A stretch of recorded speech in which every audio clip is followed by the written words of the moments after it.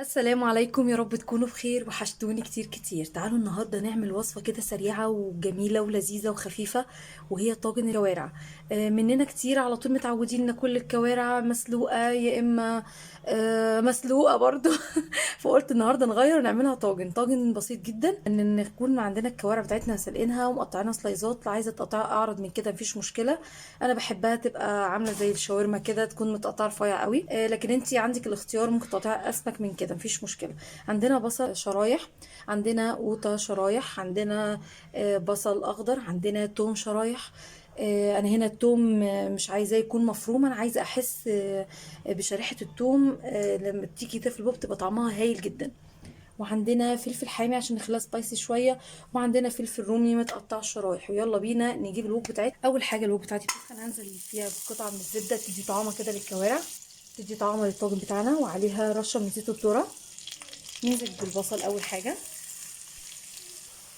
بيوصل المرحله دي معايا انزل بقى بشرايح الثوم القمر دي. مش قادره اقول لكم بيفرق ازاي، والشرايح كده الثوم شكلها وطعمها فظيع. في المرحله دي بقى هنزل باتنين حبهان وواحده من المستكه. انا مش عاوزه التوم معاه يتحمر، عايزه بس يتشوح تشويحه بسيطه كده ويبقى طعمه باين في الطاجن. هبدا بقى انزل بكميه الكوارع كلها.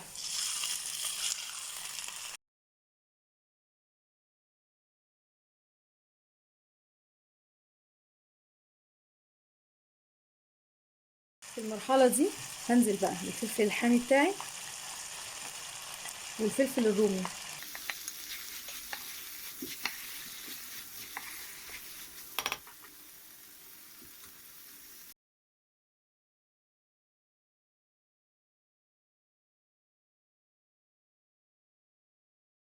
وانزل بقى بالطماطم كمان.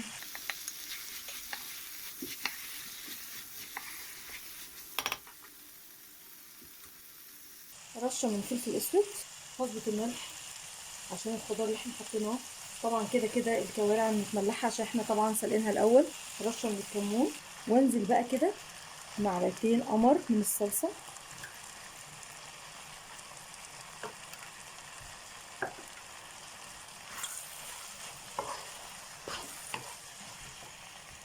وانزل بقى بربع كوبايه من الميه كده، حاجه بسيطه، واسيبها بقى تعيش.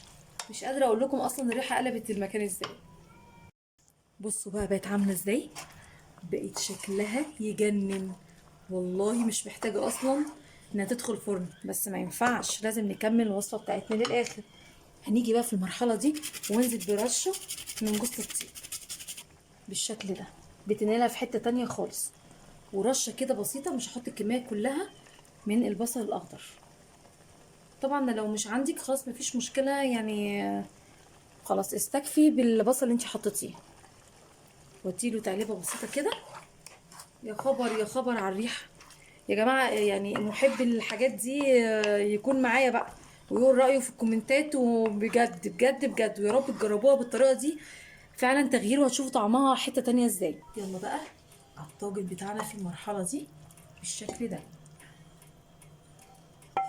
بصوا بقى شكله عامل ازاي، شكله فظيع، حلو جدا. متهيألي يا جماعه اللي مش عايز يدخله الفرن ما يدخلوش، بس انا بحب كده ايه، ياخد بقى يظبط شويه كده في الفرن، هيبقى يروح في حته تانية خالص. يلا بينا على الفرن. وهنا بقى بعد ما طلع من الفرن بالشكل الجامد ده، مش قادره اقول لكم عامل ازاي والريحه قلبت البيت ازاي. رشه بقى بسيطه كده من البصل، او ممكن رشه بقدونس، وزينته بشرايح كده من الليمون. برضو الطاجن ده بيبقى حلو قوي اللي بيحب طعم الليمون معاه.